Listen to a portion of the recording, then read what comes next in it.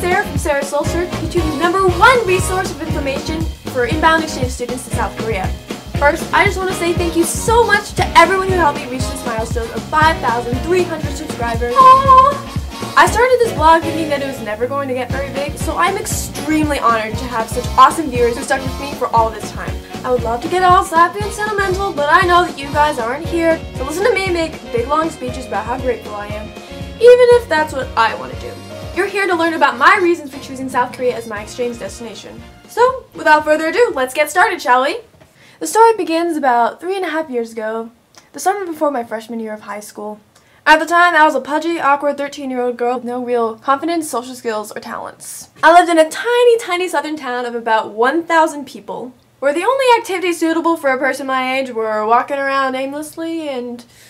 actually, that's about it. I was a loser. Anyway, my parents decided that it was about time I got off my fat butt and started doing something useful with my time. So they signed me up for Taekwondo. To be honest, I absolutely hated it at first. I was definitely on the chubby side, and I despise physical activity of just about any kind. I used to dread going to class and make up all kinds of excuses to my parents so I wouldn't have to go. But then, everything changed, because then I met Masters Kim and Woo. They were interns from Yongin University, one of the top martial arts colleges in all of South Korea, and they were awesome. I mean, they could do all kinds of things that I'd never seen outside of a martial arts movie. I would just sit there in awe, like this. Being a 13-year-old girl with nothing productive to do with my time anyway, I decided to go online and learn a couple Korean phrases to get on their good side. They were just so surprised and happy that I wanted to learn about their country that I decided to do a little bit more research on my own. And holy crap, was I amazed by what I found. Having lived most of my formative years locked away in a tiny little town, all but ignorant of the rest of the world, I honestly hadn't known anything at all about Korea before this. For all I knew, Koreans were still living in huts. Obviously, that is definitely not the case. But what amazed me the most about Korea is that that statement actually would have been true not too long ago. Korea emerged from the 1950s as one of the poorest countries in the world. The century before then had not been kind to them. The Joseon dynasty, one of the longest-lasting examples of continuous rule in the history of the world, had fallen to ruin. The Koreans were then forced to endure unimaginable atrocities during the Edo, or the Japanese colonial period. But it doesn't end there. Shortly after being released from Japanese imperialism after World War II, the country was devastated by civil war and the partitioning of North and South Korea at the 38th parallel. Honestly, at that point in history, the world didn't think that much good was going to happen for Korea. As most people watching this video would know, that is definitely not the case. Despite huge obstacles, South Korea industrialized, installed a modern government, and became a country with the 15th largest GDP in the world and the second highest standard of living in Asia in just a few decades. Keep in mind, we're talking about a country with a landmass about the size of the US state of Kentucky. The fact that South Korea was able to defy everyone's expectations and transform into a global powerhouse in just a few decades is nothing short of incredible. And the best part? Korea is still growing. I knew that I wanted to be a part of Korea, not only because its infrastructure was pretty solid at the time, but also because of its seemingly limitless potential for growth. I believed that if Koreans could overcome all the things I just described, they could do anything. However, despite the radical changes the country has undergone in the past couple of years, Koreans have been able to hold on to their 4,000-year-old history and keep their eyes on the future at the same time. Korea, despite its reputation for being a strictly patriarchal Confucian society, actually elected a woman president before the United States. Pretty impressive, huh?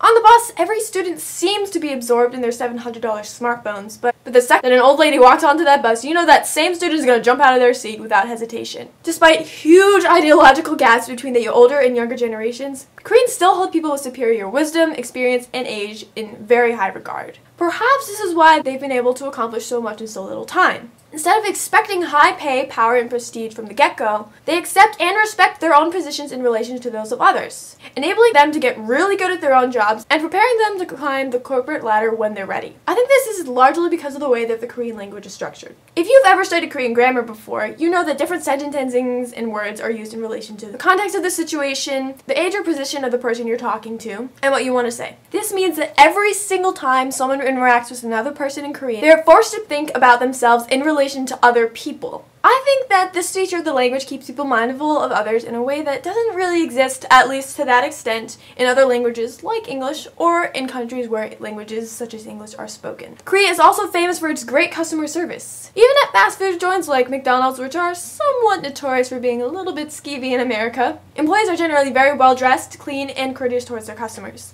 Again, this is reinforced by very polite language. However, in Korea, customers are also given a certain level of responsibility and trust by the shopkeepers. The sidewalks in front of many stores are loaded with racks of clothes and other goods and are left pretty much unsupervised. Customers are just trusted to come inside and pay if they want to take something home. I hate to say it, but this could never happen in an American city. Everything would get stolen in the blink of an eye. But in Korea, crimes like shoplifting are practically unheard of, so managers simply don't worry about it. As a young woman who'd be doing a lot of commuting on my own, it was definitely a great relief for me and my parents that I wouldn't have to worry much about petty or violent crime in Korea. I know that a lot of you have been wondering this because I get comments and messages about it all the time. What about K-pop?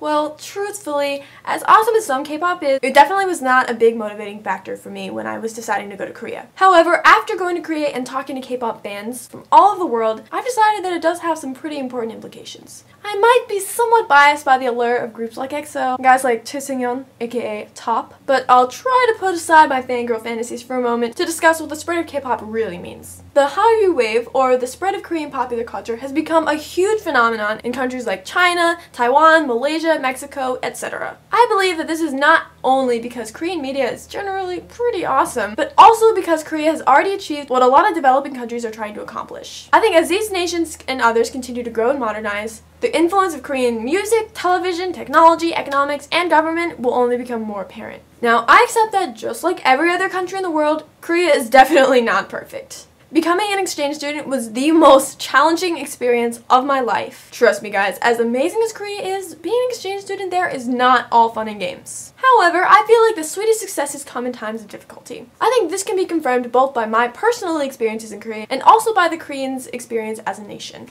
제가 미국 사람이라도 제 마음은 한국에 영원히 있을 것 같아요.